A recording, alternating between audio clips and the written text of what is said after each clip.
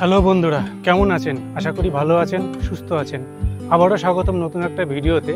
আমি এখন আছি বৈদ্যপুরে রাখাল রাজা মন্দিরে। এই মন্দিরের আশেপাশের পরিবেশটা সত্যি কি অসাধারণ। চারপাশটা এত সুন্দর নিরিবিলি জায়গা, আপনার মনটা অটোমেটিক্যালি ভালো হয়ে যাবে। তো এই মন্দিরে আপনারা কিভাবে আসবেন, এই মন্দিরে কিভাবে ভোগ প্রসাদ গ্রহণ করবেন, আর এই মন্দিরের ইতিহাস আপনাদের সামনে তুলে ধরব। এই মন্দিরের কাহিনীটা অনেকটাই বৃন্দাবনের নিধিবনের কাহিনীর সাথে মিল খায়। সমস্ত কিছু তথ্য আপনাদের সামনে তুলে ধরব। প্রথমেই বলি কি করে আপনারা এখানে পৌঁছাবেন। আপনারা যদি হাওড়া থেকে আসেন, হাওড়া থেকে হাওড়া বর্ধমান মেন লাইনের লোকাল ধরে নেমে যাবেন বইচি। বইচি থেকে কিভাবে আসবেন সমস্ত কিছু একে একে দেখাচ্ছি আপনাদের।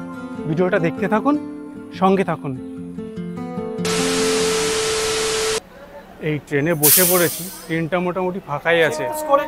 হাওড়া থেকে যদি আপনারা যান, হাওড়া থেকে বেশ কিছু লোকাল ট্রেন সকালের দিকে পাবেন। বর্ধমান লোকাল যেগুলো মেন লাইন হয়ে যাচ্ছে, বর্ধমান মেন লাইন আর কি। কিছু ট্রেনের সময়সূচি আমি ডিসক্রিপশান বক্সে দিয়ে দেবো। এই ট্রেনগুলো হাওড়া থেকে বইচি অবধি 70 কিলোমিটার মতো রাস্তা। আর এই লোকাল ট্রেনের সময় নেয় 1.5 ঘন্টা মতো। আর মাঝখানে 23টা হল পড়ে, আর ভাড়া পড়ে 15 টাকা। এই আমাদের ট্রেনটা এই শেওড়াফুলি জংশন চলে আসলো। এই শেওড়াফুলি জংশন থেকে তারকেশ্বর যাওয়ার লাইনটা আলাদা হয়ে গেল, আর আমরা সোজা যাব ব্যান্ডেলের দিকে।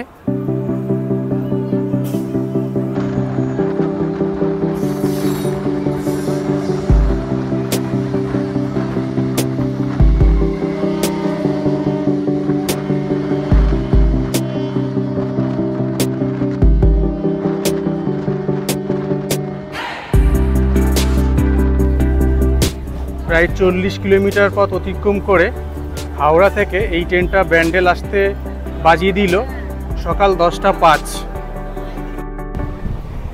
ব্যান্ডেল ছেড়ে দিল। এই ব্যান্ডেল থেকে এই লাইনটা দুভাগে ভাগ হয়ে একদিকে যাচ্ছে বর্ধমান আর একদিকে যাচ্ছে কাটোয়া। এই যে ডান দিকে যে লাইনটা দেখছেন, এটা কাটোয়ার দিকে চলে গেল, আর আমরা তো এই বাঁ দিকে যাচ্ছি বর্ধমান।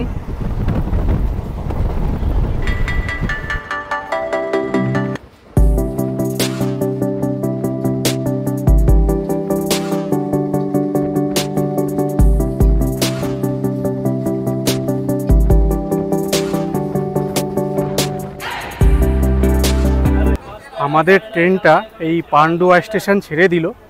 এই পান্ডুয়ার পরে আরও 2টো স্টেশন পরেই পড়বে বইচি স্টেশন, আর বইচিতেই নামবো। 70 কিলোমিটার পর অতিক্রম করে পৌঁছে গেলাম বইচি। আর বইচিতে 1 নম্বর প্ল্যাটফর্মে ট্রেনটা দিল, আর এখানে আসতে বেজে গেল 10টা 41। চলুন প্ল্যাটফর্মের বাইরে গিয়ে কথা বলছি। এই আমাদের ট্রেনটা বর্ধমানের দিকে চলে গেল। আমি বইচিতে নেমে গেলাম। এই বইচি 1 নম্বর প্ল্যাটফর্মে নামলাম। আর এই যে সামনে যে ফুটব্রিজটা দেখছেন, আপনারা এই বইচি নামার পর এই সামনের এই ফুটব্রিজটা দিয়ে এই বাঁ দিকটা চলে যাবেন, মানে 4 নম্বর প্ল্যাটফর্মের দিকে। চলুন 4 নম্বর প্ল্যাটফর্মের দিকে যাই, গিয়ে দেখাচ্ছি কিভাবে পৌঁছাচ্ছি। এটা হলো বইচি স্টেশনের বাইরের দিকটা।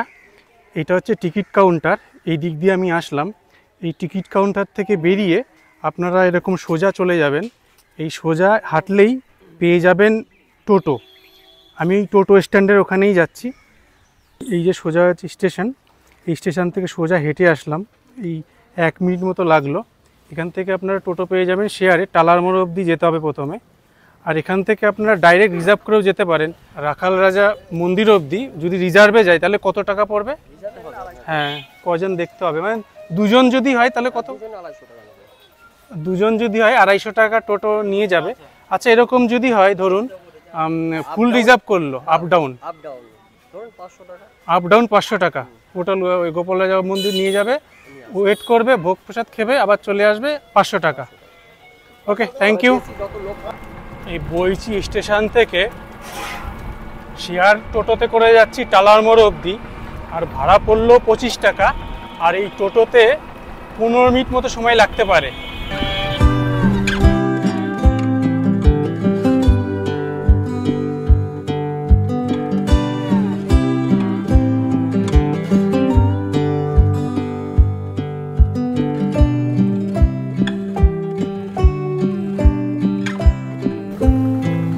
পৌঁছে গেলাম টালার মোড়। এই যে মোড়টা দেখছেন, এই মোড়টা হচ্ছে টালার মোড়। এই সোজাসুজি টোটোগুলো চলে গেল, এখানে আমাকে নামিয়ে দিল। আর এই যে সামনে যে অটোগুলো দেখছেন, এই অটো করেই যাব রাখাল রাজা মন্দিরের ওখানে। কিন্তু এই অটোগুলো সরাসরি রাখাল রাজা মন্দিরের ওখানে যায় না, তার গেটের সামনে নামিয়ে দেয়, 10 টাকা করে ভাড়া নেয়। গেটের সামনে নামিয়ে দেবে, ওখান থেকে মিনিট 5 হেঁটে আপনাকে যেতে হবে। এই যে দেখুন পরপর অটোগুলো দাঁড়িয়ে আছে, এগুলোই যাবে। আপনাদের একটা ইনফরমেশান দিয়ে রাখি, বইচি স্টেশন থেকে যে টোটোগুলো আসে, ওই টোটো করে কিন্তু আপনার সরাসরি রিজার্ভ করে যেতে পারেন।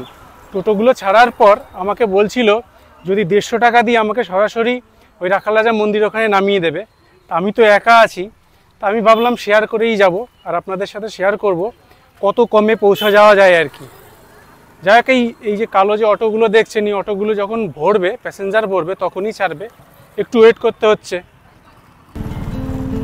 এই আমাদের এই অটোটা ছেড়ে দিয়েছে, আর এই যে রাস্তা দিয়ে যাচ্ছে, রাস্তাটা কিন্তু খুব সুন্দর দেখতে। এই দেখুন রাস্তার দুধার দিয়ে এই বর্ষার পরে এই জমিগুলোতে জল জমে গেছে, আর এই রাস্তাটা কিন্তু বেশ ভালোই লাগছে, সুন্দর, বেশ সবুজ চারদিকে রাস্তার দুধার দিয়ে।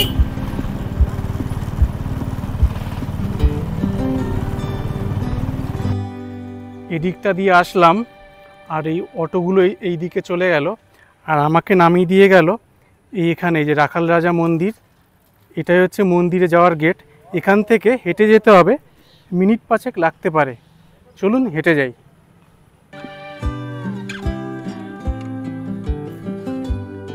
হেঁটে যাওয়ার রাস্তাটা কিন্তু বেশ সুন্দর বলতে হবে। এই দেখুন এরকম বাঁশঝাড়ের মধ্যে দিয়ে রাস্তা। এই যে এই দিকটা দিয়ে আমি হেঁটে আসলাম, আরও কিছুটা যেতে হবে। এই রাস্তার দুধার দিয়ে এরকম বাঁশঝাড় আছে, আর এরকম পিচের রাস্তা আছে, অবশ্য গাড়িও সহজে চলে যাবে। এটা হচ্ছে এই যে রাখাল রাজা মন্দির, এই সোজা আছে হচ্ছে রাখাল রাজা মন্দির। আর আমি এই যে হেঁটে আমি আসলাম এই দিকটা দিয়ে। এই যে রাস্তাটা দেখছেন, আপনাদের যদি গাড়ি থাকে আপনার গাড়ি নিয়েও আসতে পারেন। এই রাস্তা দিয়ে গাড়ি কিন্তু খুব সহজেই পৌঁছে যাবে, তবে উল্টো দিক দিয়ে গাড়ি আসলে সাইড দেওয়া কিন্তু খুব কষ্ট। এই দেখুন এতটুকুই জায়গা আছে। পৌঁছে গেলাম রাখাল রাজা মন্দিরে। হেঁটে আসতে মিনিট 5 মতো সময়ই লাগলো। তো প্রথমে আগে ভোগ প্রসাদের কুপনটা কেটে নিই, তারপরে এই জায়গাটা ঘুরে আমি আপনাদের দেখাচ্ছি। ভিডিওটা দেখতে থাকুন। এটা হলো মেন মন্দির, আর সামনেই আছে নাট মন্দির। আর এই মেন মন্দিরের পিছনে কুপন দেবে, তা আমি ভিতরে গিয়ে আগে কুপনটা কালেক্ট করে নিই। এই ঢুকেই ডান দিকে এখান থেকে কুপন দেবে, আগে কুপনটা নিয়ে নিই। আচ্ছা, কটা অবধি কুপন দেওয়া হয়, কোনো টাইম আছে? 12টা 12:30টার মধ্যে কুপন দিয়ে দেয়, তারপরে থাকলে অ্যাভেলেবেল থাকলে দেয়, তাই বলছে। ঠিক আছে, আমি কুপনটা কেটে নিলাম, 60 টাকা পড়লো। এই কুপন দেওয়ার এখানে নিয়ম হচ্ছে 12টা থেকে 12:30টার মধ্যে এসে আপনাকে কুপন নিয়ে নিতে হবে। আর এদের কোনো বুকিং নম্বর নেই, তার কারণ হচ্ছে এক এক সময় এক একজন সেবা দেয় আর কি মন্দিরে, তারাই এই খাবারটা অর্গানাইজ করে। এবার 12টা 12:30 অবধি কুপন দিল, যারা আসলেন পেলেন, আর যদি অ্যাভেলেবেল থাকে তারপরেও দেয়, না হলে বন্ধ হয়ে যায় আর কি। তা আপনারা ওই টাইমের মধ্যে চলে এসে কুপনটা নিয়ে নেবেন। আর এখন আমি কুপন নিয়ে নিলাম, কুপনে কোনো ওরা টোকেন দিল না, ওই মুখে মুখে আর কি 60 টাকা করে পড়লো। মন্দিরের পাশে এরকম কিছু ছোট দোকান আছে, যেখান থেকে আপনারা এই বিস্কুট বলুন, চিপস বলুন, এখানে এই যে ঠান্ডা জল পাওয়া যায়।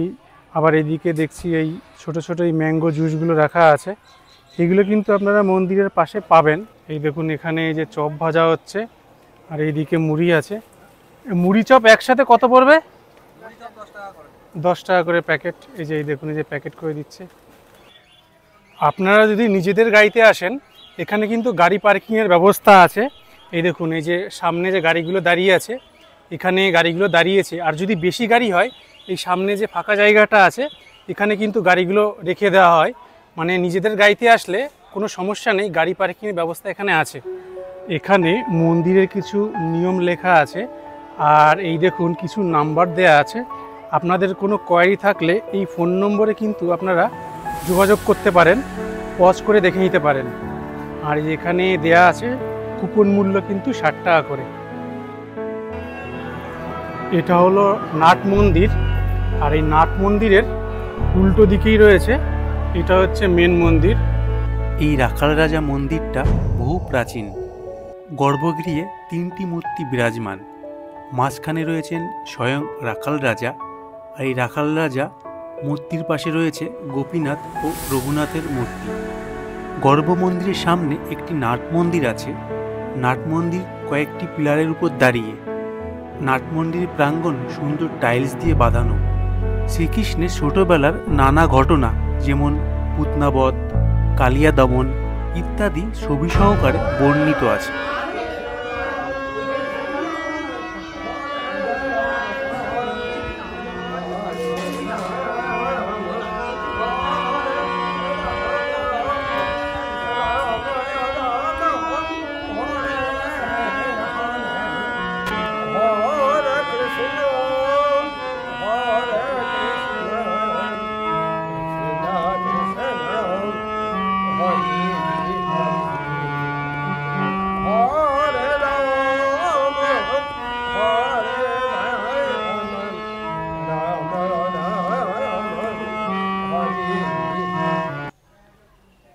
শ্রীকৃষ্ণের গল্পের সাথে জড়িত বিভিন্ন চিত্র এরকম কলার মাধ্যমে এরকম তুলে ধরা হয়েছে। এই দেখুন কি সুন্দর।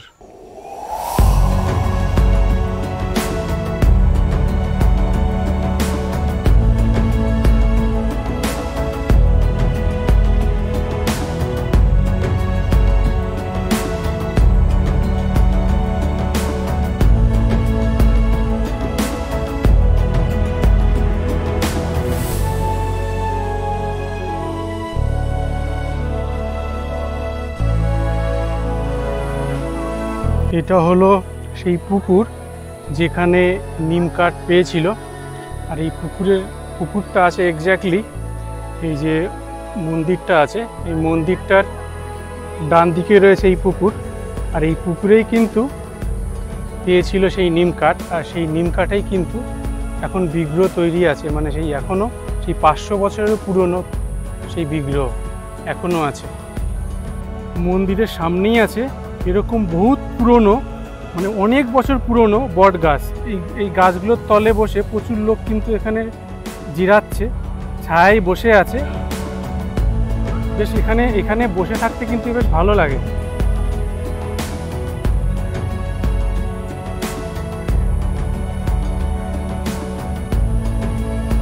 এই দেখুন কৃষ্ণ রাখাল বেশে এই যে গরু চড়াচ্ছে আর বাঁশি বাজাচ্ছে। মন্দিরের এক পাশে রয়েছে বিশাল বটগাছ। চারদিকে সবুজ গাছগাছালি ও মাঠ যেন রাখাল রাজার প্রকৃত খেলার জায়গা। তবে জানেন, বৃন্দাবনে নিধিবনের মতো এখানেও সূর্যাস্তর পরে এই মন্দিরে প্রবেশ নিষেধ। লোকে মুখে শোনা যায় নিধিবনে যেমন রাত গভীর হলেই রাসলীলার মাতে ওঠেন কৃষ্ণ, ঠিক তেমনি সূর্যাস্তের পরে এখানে ধেনুদের নিয়ে চড়ান রাখাল রাজা। তাই অন্ধকার নামলেই এখানে আর থাকার নির্দেশ নেই। আর এখানটাই হচ্ছে এই দেখুন রাস্তা শেষ। এর বাইরে যাওয়া বারণ, এখানেই রাস্তা শেষ। আমিও এই গাছের তলে বসে বসে জেরাচ্ছি। এই গাছগুলো যে কত পুরনো, মানে তার কোনো ঠিক নেই। এক শিকড় থেকে এক শিকড় কোথায় চলে গেছে। এখানে বসে কিন্তু অদ্ভুত একটা শান্তি উপলব্ধি করতে পারছি। মানে আপনারা যদি এখানে আসেন না, আপনাদের একটা অন্যরকম ফিলিংস হবে। এখানকার পরিবেশটাই শান্তিপূর্ণ এবং মনোরম।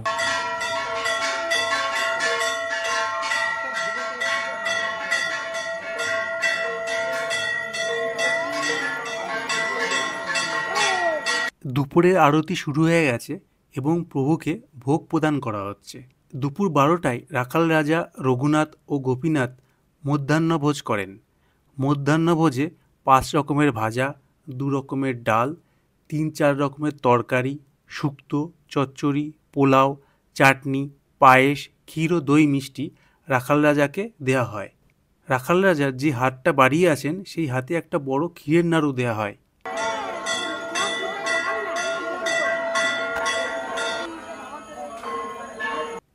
প্রভুকে ভোগ প্রসাদ দেওয়ার পর এই প্রসাদটা সবার মধ্যে বিতরণ করা হয়। আমরা আগেই কুপন কেটে রেখেছিলাম, এখন সেই অন্নভোগ খেতে যাব মন্দিরের ঠিক পিছন দিকে। যেখানে খেতে দেয় সেই জায়গাটা আমি আপনাদের একটু দেখিয়ে দিই। এই গেটটা ঢুকে, মানে মন্দিরের পিছনে যে গেটটা আছে, এই গেটটা ঢুকে এরকম নিচে আপনাদের এরকম বসতে হবে।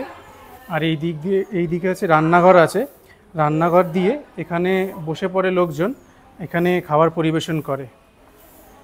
পাতা দেওয়ার সাথে সাথে প্রথমেই ঠাকুরের ভোগ দিল, তারপরে সাদা ভাত, তারপরে দিয়ে গেছে শুক্তো, চচ্চড়ি দিয়ে গেল, লাস্টে মিষ্টি আর এই পায়েস দিয়ে গেল। খুব তৃপ্তি করে ভোগ প্রসাদ গ্রহণ করলাম, খুব ভালো লাগলো। তাছাড়া এই জায়গাটাও খুব সুন্দর, নিরিবিলি শান্ত পরিবেশ, মানে এখানে একটা বেলা ঘোরার জন্য কিন্তু উত্তম জায়গা। মধ্যাহ্ন ভোজের পর ঠাকুর বিশ্রামে যান, আবার সন্ধ্যায় তাকে ঘুম থেকে তুলে সন্ধ্যা আরতি দেওয়া হয়। রাতে আবার রাখাল রাজা গোপীনাথ ও রঘুনাথকে লুচি ফল মিষ্টি ভোগ দেওয়া হয়। তারপর শয়ন দিয়ে বন্ধ করে দেওয়া হয় মন্দির। লোকে মুখে প্রচলিত আছে যে রাখাল রাজা সন্ধ্যাবেলায় গাভী নিয়ে এই জঙ্গলে চড়ে বেড়ান, যার জন্য সন্ধ্যা আরতির পরে এই মন্দিরে বা মন্দির চত্বরে আর কাউকে থাকতে দেওয়া হয় না। আপনাদের একটা ইনফরমেশন দিয়ে রাখি, এই যে রাখাল রাজা মন্দিরের পাশেই যে টোটোগুলো দেখছেন, এই টোটোগুলো করে কিন্তু আপনারা আবার ফিরে যেতে পারবেন স্টেশন অবধি। তো এই টোটোগুলো কত করে ভাড়া নেয় ফেরার সময় একটু জেনে নিই। আচ্ছা, বইচি স্টেশন অবধি কত করে ভাড়া? এখান থেকে 50 টাকা। 50 টাকা মানে শেয়ারে? কানলাও 50 টাকা। হ্যাঁ, কোন অবধি? কানলাও 50 টাকা, বইচিও 50 টাকা। আচ্ছা, এখান থেকে কালনাও 50 টাকা, বইচি অবধি 50 টাকা। এখানে কিন্তু নাম নবমীর দিন এবং জন্মাষ্টমীর দিন, এই 2 দিন কিন্তু প্রচুর লোকের ভিড় হয়। সামনেই জন্মাষ্টমী আছে, আপনারা কিন্তু আসতেই পারেন।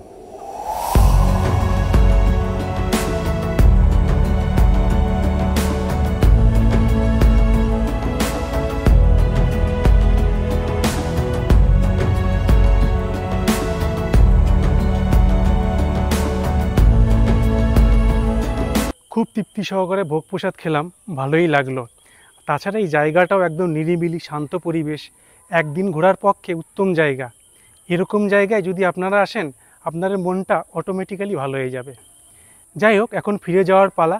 আবার এখন ফিরে যাব বইচি, বইচি থেকে আবার ডাউন হাওড়া লোকাল ধরে কলকাতা।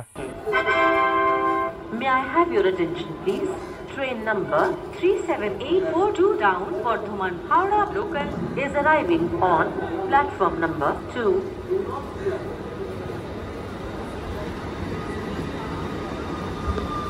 ভিডিওটা এখানেই শেষ করছি। ভিডিওটা কেমন লাগলো কমেন্ট করবেন, ভালো লাগলে লাইক করবেন আর বন্ধুদের সাথে শেয়ার করবেন।